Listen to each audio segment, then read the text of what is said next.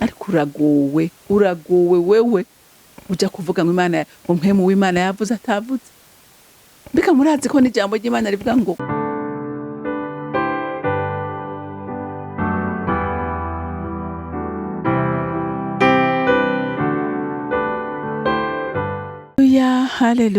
haleluya ni umunezero mwinshi cane ko Imana itwongeye uyu munsi udasanzwe, kuko uyu munsi ntiwigeze kubaho, ariko irawuturemeye kugira ngo dusenge kandi dushime Imana ko iwuduhaye.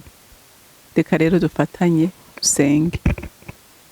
Turaririmba ishimwe ry'Umwami twifatanije n'ivyaremwe vyose bidahengeshanya kugushima no kugushimagiza no kugushira hejuru.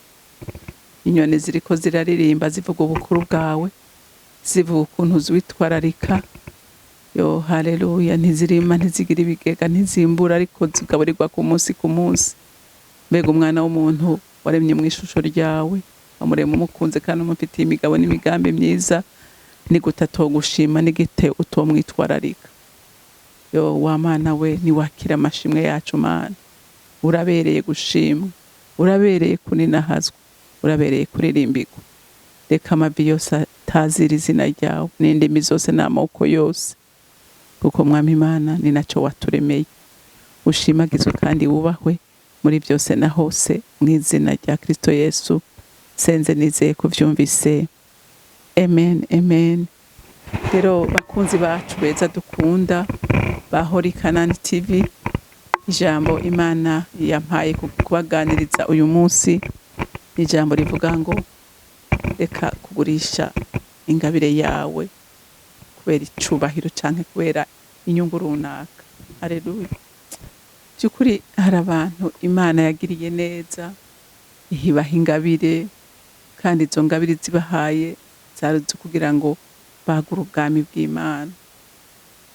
Ariko uyu munsi bariko bazikoresha nabi kubw'inyungu zabo, bikababaza umutima w'Imana, kandi nawe bigatuma utagaciro mu maso y'Imana.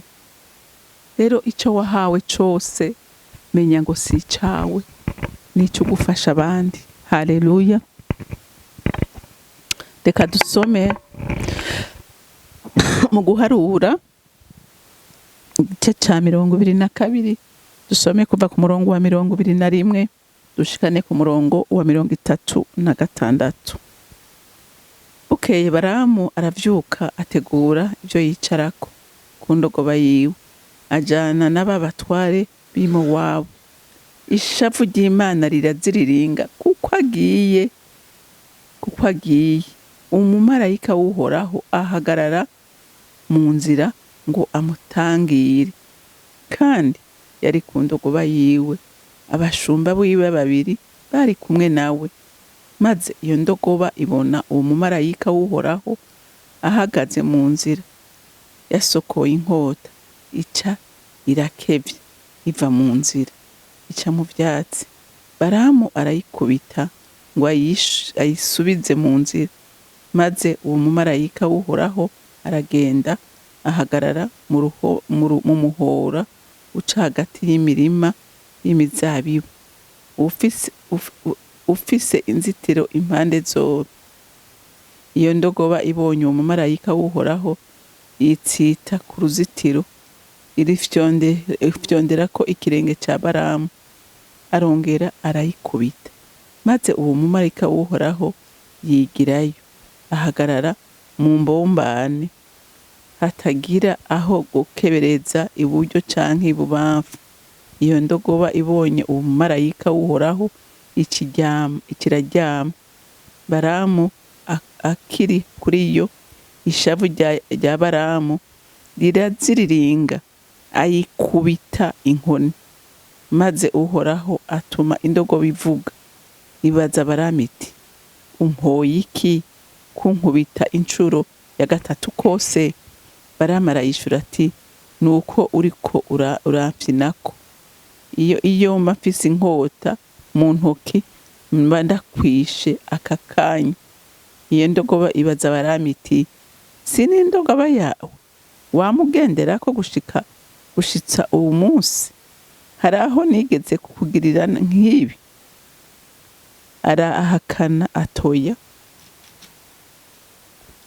maze Uhoraho ahumura amaso ya Baramu, abona uwo mumarayika w'Uhoraho ahagaze mu nzira, yasokoye inkota, aca ajondamika umutwe, arapfukama arunama.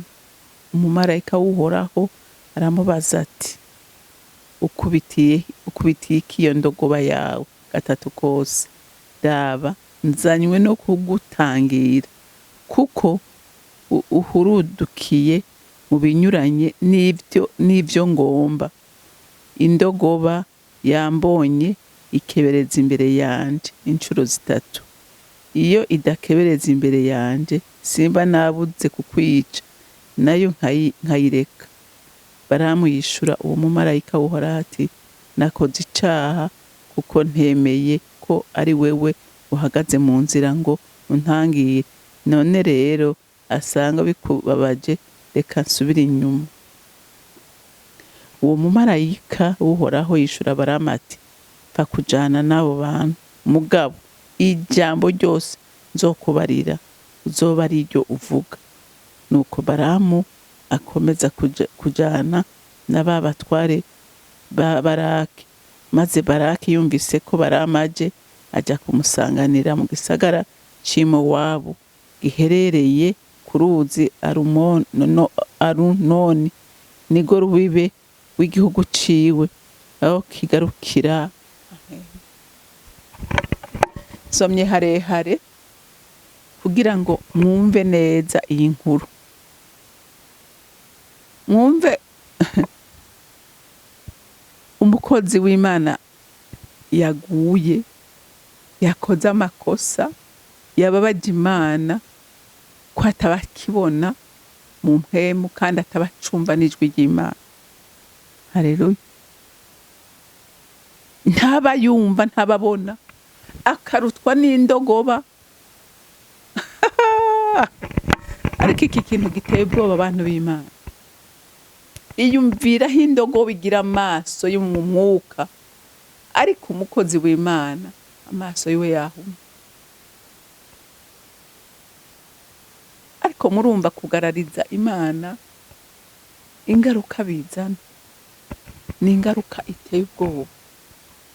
Hari aho umuntu akora ibintu akibaza ngo Imana baracari kumwe, kumbe Imana yagiye kera ntibakiri kumwe. Imana ntibakiri kumwe na gatoya.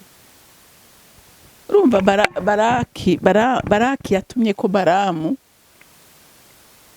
hanyuma araja gusenga. Ati, yarababwiye ati, murinde kubanze mbaza Imana. Imana iramubwira ati, ntugende, ntuhirahire ngo ujane n'abo bantu. Aragenda arabasezerera, arababarira ati, oya genda, Imana yambujije. Baragenda. Baraki aravuga ati, no. Atuma abandi ba kabiri ati, genda mumushire bimazi, mumubwire yuko jewe nzomugira ukomeye. Amwigiriye amapromesi, ibintu bihanitse. Agatima k'uyu mugabo n'ukuri karanga. Rega abantu b'Imana, Imana iratubona mu mutima, irabona ivyumviro vyacu, irabona imigambi yacu, ivyo dukora vyose. Uyu munsi iraraba ngo mbega nk'ubu nagira kwiranda, biravuga ngo mbega urya mugore ibyo ariko arakora, mbega ariko arabikora kugira ngo abantu bamenye Imana, ariko arabikora kugira ngo amenyekane. Urumva Imana irabona ikirindane mu mutima wanje, irabona ikiriko kiramotiva umutima wanje. Uyu munsi kubona naruguriye icano, hariho n'abazugurura kubera inyungu, hariho n'abazugurura kugira bamenyekane, hariho n'abazugurura kugira ngo bagure ubwami bw'Imana. Urumva hari inyungu nyinshi. Rero Imana irabona ikintu cose kiriko kiragutuma uhaguruka mu gikorwa icari cyo cose. Haleluya. Baramu arasubira ngo abonye abo bantu, asubira kuja kubaza Imana. Imana yavuga ati, none jewe mpebe mvuge gute? Nta mubariye ko aba bantu ntifuza ko ajana nabo. Erega hari igihe Imana ikureka, hari igihe Imana ikureka, Imana iravuga ngo genda, niba kutumva ngire gute, aragenda. Agiye naha twasomye, aja abona indogoba yiwe itaye inzira, carayikubita. Indogoba yabonye umumarayika ahagaze imbere ari mu nzira n'inkota, hanyuma arasubira irakevye kubera ikubiswe, birasubira genda, umumarayika arasubira ahagarara ngo noneho ikiragenda imusekanya n'uruhome ngo arababara no kukuguru. Arababara. Mbega urazi ko hariho n'abakozi b'Imana bakomereka, bagakomerekera mu gikorwa kubera icyaha. Hanyuma ngo arasubira arayikubita arayibabaza. Tukuba ngo arasubira aragenda, noneho umumarayika cyahagara bageze hari mu bumuhora hatoye ishobora gukebereza na gatoye. Ndo biravuga ati none ndabigenza gute, noneho igira iki, ikiraryama. Arayima ati ibi uri kurankinisha we n'amaki. Imana ngo yaciye imutiza kuvuga ko iyo ndogoba yaciye ivuga, ngiramubwira ati jewe ko uzi ko ni indogoba yawe ungendera ku imisi yose, n'iryari je nari bwakugabira, n'iryari nari bwakora ibintu nk'ibi, ntushobora kwibaza ko hari ikibazo cabaye. Niho rero ngo atahubwo ndakubarira ati nuko ntari mfise inkota, ati mba ndagusogose nkakwica. Umumarayika ukora ku maso ya Balamu, arabona umumarayika, iyi ndogoba ukwise gatatu kose uri kuyihora iki?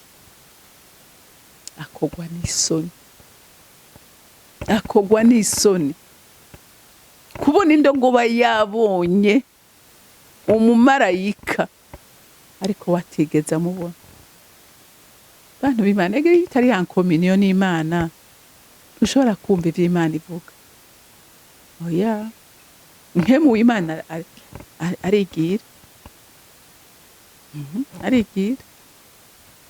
Hanyuma ngo arunama nyukuri aravuga ati ndagusavye mbabarira, ati jewe ntume subira inyuma.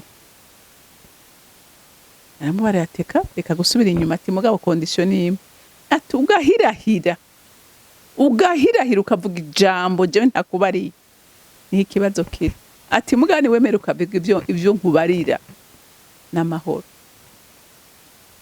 None mwumva yamaze kubona marayika n'inkota, mwumva vyari gukunda ko avuga irindi jambo atari ryo ijuru rivuze. Yavuga ivyo ijuru ryavuze. Haleluya. Bantu b'Imana, nukuri uyu munsi turabe ivyo turiko turakora, turabe ivyo turiko turakora. Mbega turiko tumotivwa niki? Nigiki kiriko kiradusugumira gukora ivyo turiko turakora? Igikorwa cyose utari kugikora ku bw'icubahiro c'Imana ni kibaza imbere yawe n'Imana. Ufise urubanza n'Imana, ufise urubanza n'Imana. Nanje mfise biva ku gituma ndiko ndabikora kubera iki? Balamu nta kindi cyamuteye guhaguruka, kuko Imana yari yavuze. Yahagurukanyijwe n'inyungu n'ibyo yumvise ahabwa, ko ahabwa ubutunzi agahabwa ibyubahiro. Uyu munsi guca bugufi mu bana b'Imana kurabuze. Uyu munsi kugenda uko Imana ivuga birabuze. Uyu munsi turagurisha ingabire z'Imana, kandi Imana ivuga ngo nabahereye ubuntu namwe mutangira ubuntu. Haleluya. Uyu munsi turashobora guhanura ubuhanuzi butari bwo. Abana b'Imana bagatuka Imana, bakava ku Mana bavuga ngo Imana yarabeshe, kandi itabeshe kuko utigeze ivuga.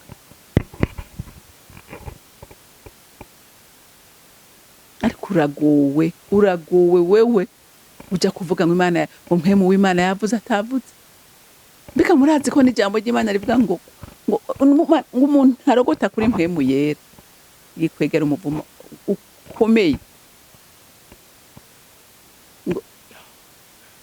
birateye ubwoba.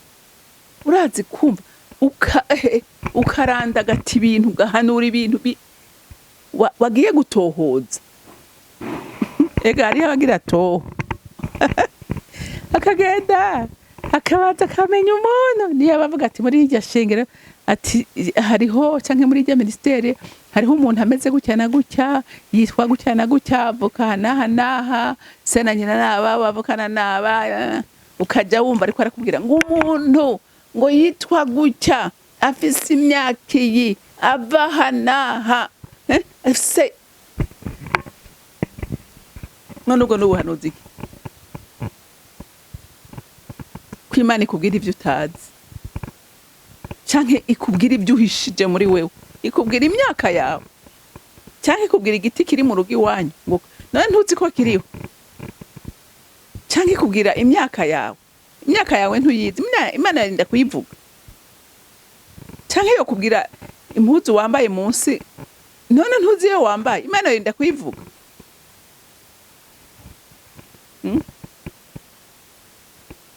Bantu b'Imana turabe neza kuko hari ibyo dukora tukibaza ngo Imana turaringaniye. Imana ntituringaniye. Imana irakuraba ikandaba, isonda mu mitima yacu twese, n'ibyo tutariyumvira Imana irabizi. Rero ibyo dukora byose tubikore ku bw'icubahiro c'Imana. Baramu yakoze ku bw'inyungu ziwe, yarahatswe mugabo kubera yamenye ngene asaba imbabazi, yemera kwigarura, akora ivyo Imana imubwiye, yararokotse. Mugabo wewe ntuzi ko ushobora kurokoka. Rero ni vyiza ngo ukore ivyo Imana ishaka, ntukore ivyo ugomba wewe, nturondere inyungu zawe, kuko niwakore inyungu ugakora inyungu z'ubwami, inyungu zawe Imana iraziguha. Nukuri none ntivuga ngo turondere ubwami bw'Imana no kugororoka, ibindi bisigaye izo bitwongera. Imana irazi ibyo dukenye n'ibyo dukeneye, nirabizi byose. Rero nahawe nanje muntu w'Imana, nukuri nagira ijambo rirantsinda. Ibyo dukora byose tubikore tuvuga ngo turiko dukorera Imana, ariko ntidukore kubera ibyubahiro turondera n'inyungu, ariko turondere inyungu z'ubwami. Imana yo mwijuru ibampera umugisha. Data rugira byose uri mwijuru, ndagushimiye kubwira ijambo Mana. Reka mpwemu yera mufasha mwiza twahawe, unyemerere urisigure cane gusumba uko jewe ndarisiguye. Amajambo ni maka, akanwa karazi, sindonka amajambo akwiriye yo kubwira abana b'Imana, ariko iconzi nuko wewe ushobora kuyagura, umwe wese agakuramwo iciwe.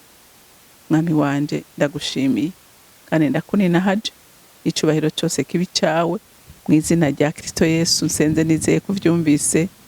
Amen, amen. Mwarahezagiwe, mugira umunsi mwiza.